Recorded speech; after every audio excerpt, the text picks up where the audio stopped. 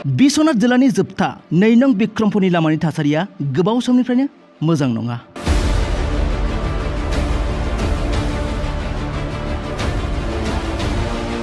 बे लामाजोंनो फरायसा फरायसुलि आरो हान्थामेला खालामग्रा रायजो राजाफोरा गोबां जेंनानि गेजेरजों थांलाय फैलाय खालामनो गोनां जायो।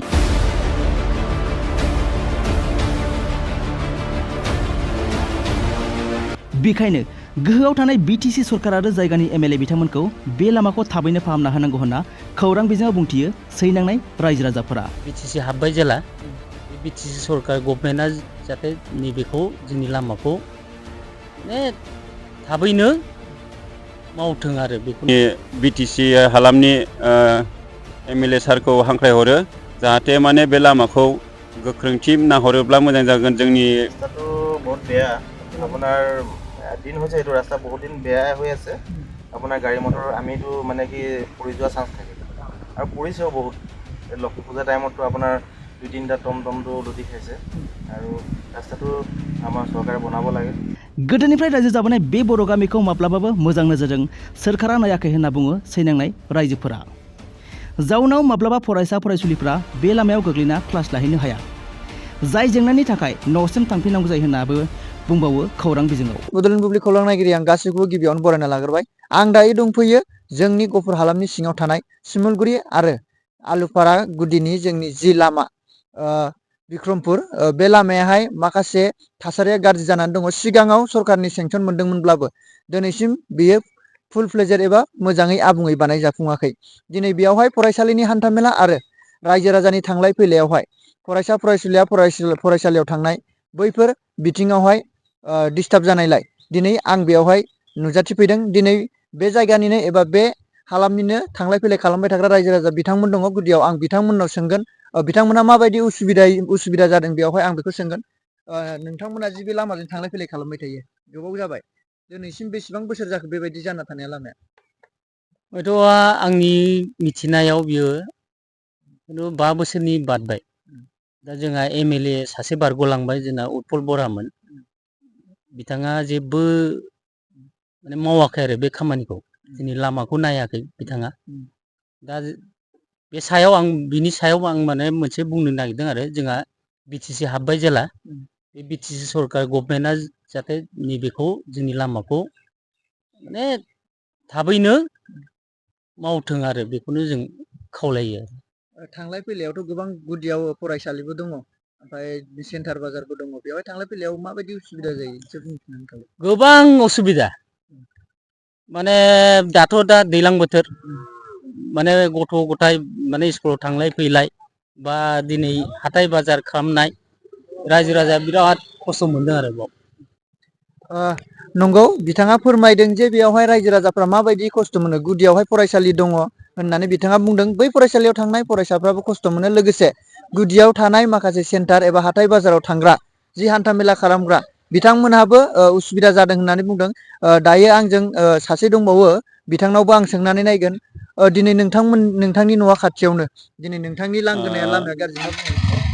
लामायाथ' आंनि नुनायाव जेनेबा 5 बोसोरा गाज्रि जालांबाय। जोंनि जे खाथिनि सासे उत्पल बरा एमएलए दंमोन, बिथाङाबो दिनैसिम बेखौ रिपेयारिंबो बानायाखै। सिगां सेंसन जादोंबाबो आदाखौ मावनानै आदाखौ मावफुंजोबाखै। बिनिखायनो आङो जोंनि बीटीसी हालामनि एमएलए सारखौ हांख्रायहरो जाहाथे माने बे लामाखौ गोख्रोंथि नाहरोब्ला मोजां जागोन। जोंनि कलेजाव थांलाय फैलाय स्टुडेन्टफ्राबो मालाबा साबजेक्टखौ लानो हायाबा बहुत प्रब्लेम जायो। थांनाय समावनो माने हाब्रु नाङोब्ला बियो गावनि गाननाय ड्रेसखौ सोलायनो थाखाय न'आव थांफिननांगोन जायो। नैबेबायदि प्रब्लेम जाबाय थादों। सिगांनिफ्रायनो नुबाय थायो, स्टुडेन्टफ्रा बहुत हाब्रु बायदिसिना नांलाङो। सोरबा गोजाननिफ्राय फैयो, बिसोरबो बुंलाङो नुलाङो लामाया बोरै जाखो होननानै।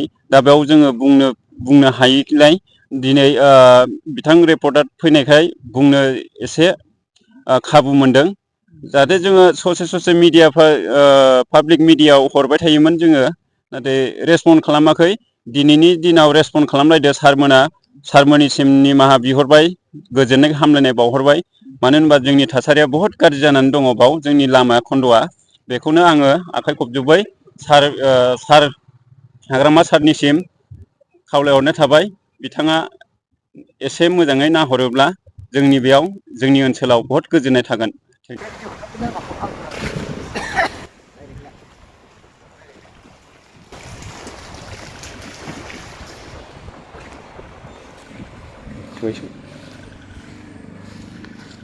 কি ক'ব ককাই ৰাস্তাৰ বিষয়ে? ৰাস্তাটো বহুত বেয়া। আপোনাৰ দিন হৈছে এইটো ৰাস্তা বহুত দিন বেয়া হৈ আছে।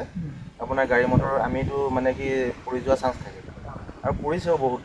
এই লক্ষী পূজা টাইমততো আপোনাৰ 2-3টা টমটমটো লুটি খাইছে আৰু ৰাস্তাটো আমাৰ চৰকাৰে বনাব লাগে। সেইটোৱে আমি মানে চাউণ্ড দিব লাগে। এনে কিমানমান বছৰ হ'ল বুলি ভাবিছে আপুনিতো ওচৰত নহয়? এইটোতো আপোনাৰ পুৰণি ৰাস্তা, এইটো হোৱা নাই। মাজতে অলপ ৰিপেয়াৰিং কৰিছিলে, মানে ৰিপেয়াৰিং কৰাৰ পিছত আপোনাৰ আকৌ হৈ গ'ল। মানে গাড়ীবিলাক বেছি চলে যে, ট্ৰেক্টৰৰ পৰা ডাম্পাৰৰ পৰা। দোকানত যোৱা মানুহ দোকান অহা যোৱা বজাৰ থাকে, আপোনাৰ ষ্টুডেণ্টবিলাক আহে, আপোনাৰ কলেজৰ ছাত্ৰ ছাত্ৰীবিলাক আছে, আকৌ আপোনাৰ ইয়াতে দৈমালৰ এইটো যিটো মেইন ৰোড হয় এইটো, আৰু এইটো ষ্টেচন যোৱা ৰোড হয়, টুবিয়া ষ্টেচন, শিমলুগুৰি সংযোগী পথ, এইফালে আলুপুৰা দৈমালু, এইফালে এয়াৰপৰ্টত যায়, এইফালে আমিবিলাক গৈ থাকোঁ এয়াৰপৰ্ট। ৰাস্তাটো সোনকালে বনাব লাগে, চৰকাৰক এইটো আমি আহ্বান জনাম ন।